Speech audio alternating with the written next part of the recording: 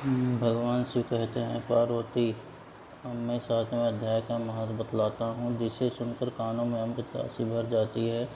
पाटलिपुत्र नामक एक दुर्गम नगर है, जिसका गोपुर द्वार बहुत ही ऊंचा है। उस नगर में शंकुकर्ण नामक एक ब्राह्मण रहता था। उसने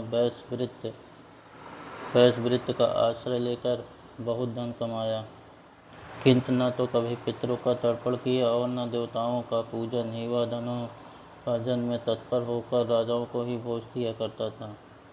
एक समय की बात है, उस ब्राह्मण ने अपना चौथा विवाह करने के लिए पुत्रों और बंधुओं के साथ यात्रा की। मार्ग में आधी रात के समय जब वह सो रहा था, एक सर्प ने कहीं से आकर उसकी बाँह में काट लिया। उसके काटते ही ऐसी अवस्था हो गई कि मणि मंत्र और औषधि आदि से भी उसके शरीर की रक्षा असाध्य जान पड़ी।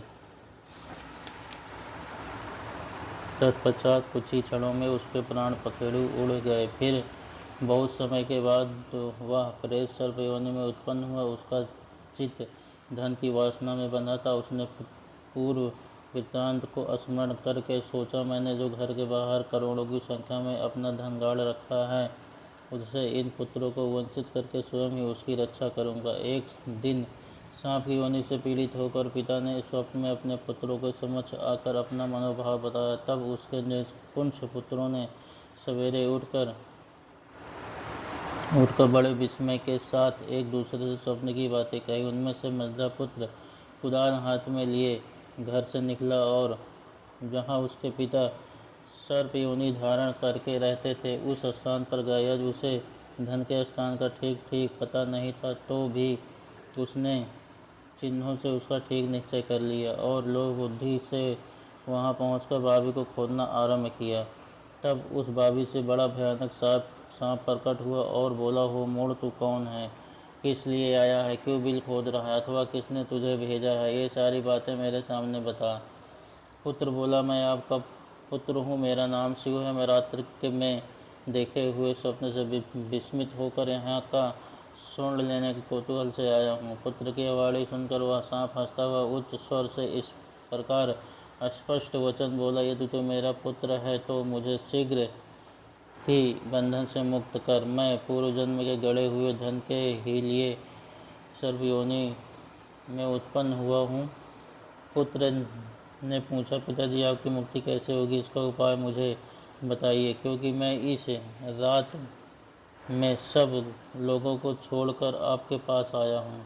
पिता ने कहा, बेटा, का गीता के अमृत में 7वें अध्याय को छोड़कर मुझे मुक्त करने में तीर्थ, दान, तप और यज्ञ भी सामर्थ्य नहीं है। केवल गीता का 7वां अध्याय ही प्राणियों के जरा मृत्यु आदि दुखों को दूर करने वाला है। पुत्र, मेरे श्राद्ध के दिन 7वें अध्याय का पाठ करने वाले ब्राह्मणों को श्रद्धापूर्वक भोजन कराओ, इससे निस्संदेह मेरी मुक्ति हो जाएगी। वत्स, अपनी शक्ति के अनुसार पूर्ण श्रद्धा के साथ वेद विद्या में प्रवीण अन्य ब्राह्मणों को भी भोजन कराना। सर्प योनि में पड़े हुए पिता के वचन सुनकर सभी पुत्रों ने उसकी आज्ञा के अनुसार तथा उससे भी अधिक किया। तब शंकुकर्ण ने अपने सर्प शरीर को त्याग कर दिव्यदेह धारण किया और सारा धन पुत्रों के अधीन कर दिया। पिता ने करोड़ों की संख्या में जो धन बांट कर दिया था, उससे वे सदाचारी पुत्र बहुत प्रसन्न हुए। उनकी बुद्धि धर्म में लगी हुई थी, इसलिए उन्होंने बवाली, कुआं, पोखरा तथा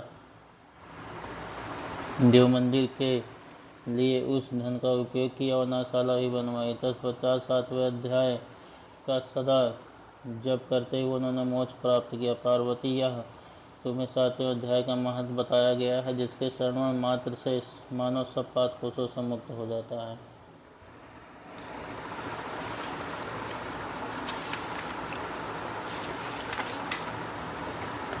उसके उपरांत श्री कृष्ण भगवान बोले, हे पार्थ, तू मेरे में अनन्य प्रेम से आसक्त हुए मनमाला और अनन्य भाव से मेरे प्राण होकर योग में लगा हुआ मुझको संपूर्ण विभूत बल उत्सराध गुणों से युक्त सबका आत्मरूप जिस प्रकार संशय रहित जानेगा, उसको सुन।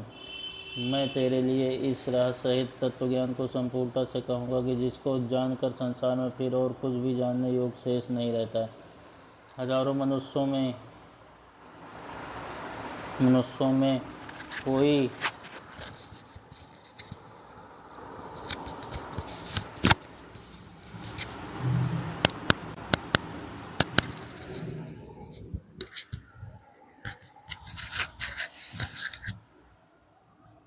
कोई मनुष्य मेरी प्राप्ति के लिए यत्न करता है और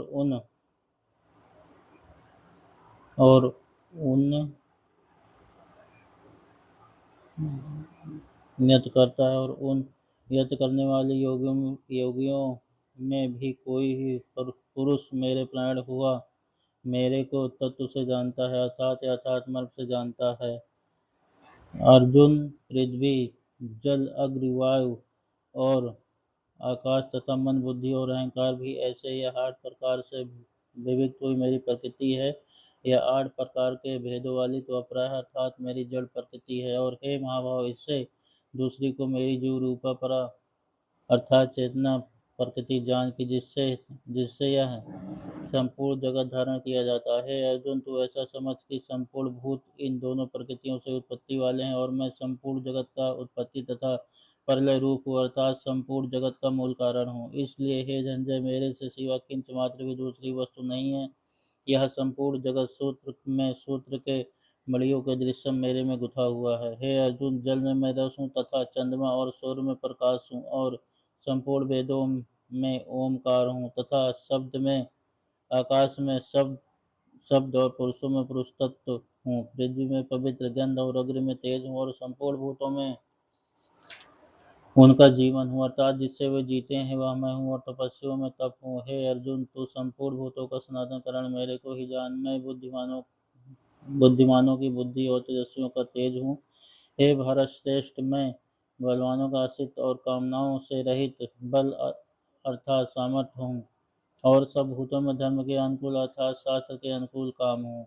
और जो भी सद्गुण से उत्पन्न होने वाले भाव हैं और जो रजोगुण तथा तमोगुण से होने वाले भाव हैं उन सबको तो मेरे से ही होने वाले हैं ऐसा जान, परंतु वास्तव में उनमें मैं वो मेरे में नहीं है।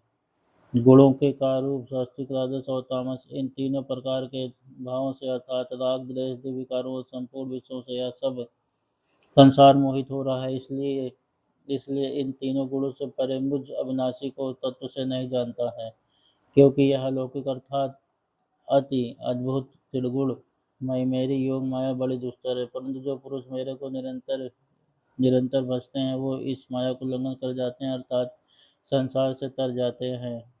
ऐसा सुगम उपाय होने पर भी माया द्वारा हारे हुए ज्ञान वाले और असली स्वभाव को धारण किए हुए तथा मनुष्यों में नीच और दूषित कर्म करने वाले मूल लोग तो मेरे को नहीं बचते हैं। हे भारतवंशियों में श्रेष्ठ अर्जुन, उत्तम कर्म वाले अर्थ जिज्ञासु और ज्ञानी अर्थात निष्कामी ऐसे 4 प्रकार के भक्तजन मेरे को बसते हैं। उनमें भी नित्य मेरे में एक ही भाव से स्थित हुआ अनन्य प्रेम भक्ति वाला ज्ञानी भक्त अति उत्तम है, क्योंकि मेरे को तत्व से जानने वाला ज्ञानी को मैं अत्यंत प्रिय हूँ और वह ज्ञानी मेरे को अत्यंत प्रिय है।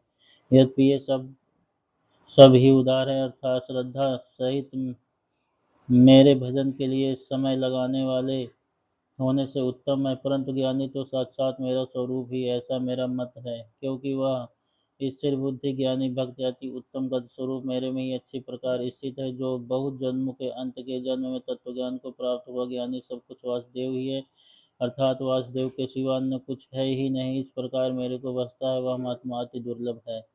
हे अर्जुन, जो विशेष पुरुष है वो तो अपने स्वभाव से परे हुए तथा उन भोगों की भ्रष्ट कामना द्वारा ज्ञान से भ्रष्ट हुए उस नियम को धारण करके अर्थात जिस देवता की पूजा के लिए जो जो नियम लोक में प्रसिद्ध है उस नियम को धारण करके करके अन्य देवताओं को बसते हैं अर्थात पूजते हैं। जो जो सकामी भक्त जिस जिस देवता के स्वरूप को श्रद्धा से पूजना चाहता है उस भक्त की मैं उसी देवता के प्रति श्रद्धा को स्थिर करता हूँ। वह पुरुष उस श्रद्धा से युक्त हुआ उस देवता के पूजन की चेष्टा करता है और उस देवता से मेरे द्वारा ही विधान किए हुए उन इच्छित भोगों को निसंदेह प्राप्त होता है, परंतु उन अल्प बुद्धि वालों को वह फल नाशवान है तथा वे देवताओं को पूजने वाले देवताओं को प्राप्त होते हैं और मेरे भक्त चाहे जैसे ही बने शेष में वो मेरे को ही प्राप्त होते हैं।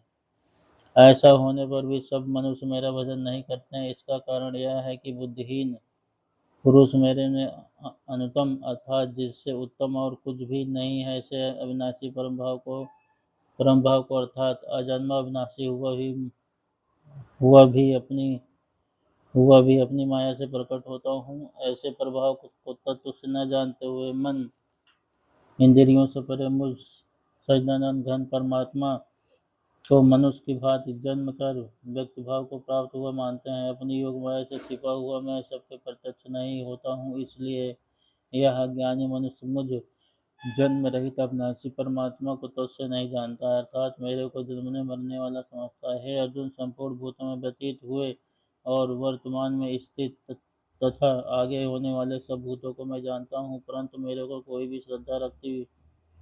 श्रद्धा भक्ति रहित पुरुष नहीं जानता। क्योंकि हे भारतवंशी अर्जुन, संसार में इच्छा और द्वेष से उत्पन्न हुए सुख दुख द्वंद्व रूपों से संपूर्ण प्राणी आदि अज्ञानता को प्राप्त हो रहे हैं, परंतु निष्काम भाव से श्रेष्ठ कर्मों का आचरण करने वाले जिन पुरुषों का पाप नष्ट हो गया है वो राग द्वेष द्वंद्व रूप मोह से मुक्त हुए और दृढ़ निश्चय वाले पुरुष मेरे को सब प्रकार से भजते हैं। जो मेरे शरण होकर जरा और मरण से छूटने के लिए यत्न करते हैं, वो पुरुष इस ब्रह्म को तथा संपूर्ण अध्यात्म को संपूर्ण कर्म को जानते हैं। जो पुरुष अधिभूत और अधिदेव के सहित तथा अधियज्ञ के सहित सबका आत्म रूप मेरे को जानते हैं अर्थात जैसे भाप बादल धूम पानी और बर्फ या सभी जल स्वरूप है, वैसे ही अधिभूत अधिदेव और अधियज्ञ आदि सब कुछ वासुदेव स्वरूप है। ऐसे जो जानते हैं वो एक चित्त वाले पुरुष अनंत काल में ही मुझको ही जानते हैं अर्थात प्राप्त होते हैं। जय श्री कृष्ण भगवान की।